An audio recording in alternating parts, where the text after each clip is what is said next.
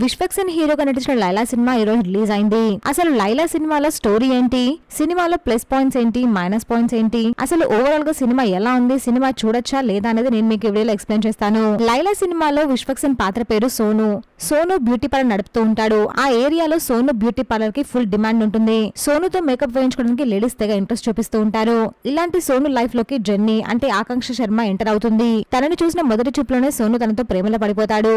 ఆ తర్వాత జరిగిన కొన్ని నాటకీయ పరిణామాల నేపథ్యంలో సోను అమ్మాయి గెటప్ వేయాల్సి వస్తుంది. అసలు సోను ఎందుకు హైడ్ అవ్వాల్సి వస్తుంది, సోనుకు వచ్చిన సమస్య ఏంటి, ఆ సమస్య నుంచి సోను బయట పడతాడా లేదా అనేది మిగిలిన కదా. అయితే ఈ సినిమాలో ప్లస్ పాయింట్ ఏంటి అంటే విశ్వక్సేన్ లేడీ గెటప్ కారణంగా వచ్చే డ్రామాలోని కామెడీ సీన్స్, లవ్ సీన్స్ మరియు పెళ్లి సీక్వెన్స్ బాగున్నాయి. అలాగే సినిమాలో వినోదంతో పాటు కొన్ని ఎమోషనల్ ఎలిమెంట్స్ కూడా ఆకట్టుకుంటున్నాయి. ఈ సినిమాలో హీరోగా నటించిన విశ్వక్సేన్ తన నటనతో, తన బాడీ లాంగ్వేజ్ తో అందరినీ బాగా ఆకట్టుకున్నాడు.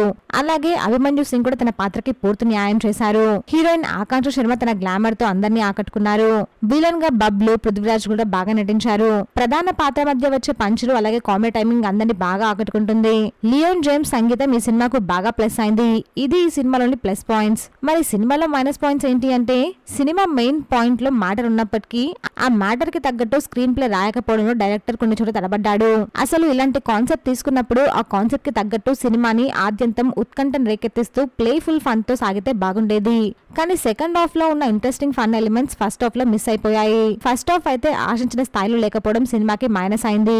హీరో హీరోయిన్ల మధ్య కాన్ఫ్లిక్ట్ ను బిల్డ్ చేసి ఉంటే బాగుండేది. లేడీ గెటప్ ఎంట్రీ వచ్చాక కొన్ని సీన్స్ బోరింగ్ గా అనిపిస్తాయి. దానికి తోడు లాజిక్స్ కూడా ఎక్కువ కనిపించవు. అసలు ఈ కథలో ఫుల్ కామెడీని మెయింటైన్ చేయవచ్చు. సెకండ్ హాఫ్ నిజంగానే కొన్ని చోట్ల ఫన్ తో సాగింది. ఆ ఫన్ ను కూడా డైరెక్టర్ సినిమా మొత్తాన్ని కంటిన్యూ చేయలేకపోయారు.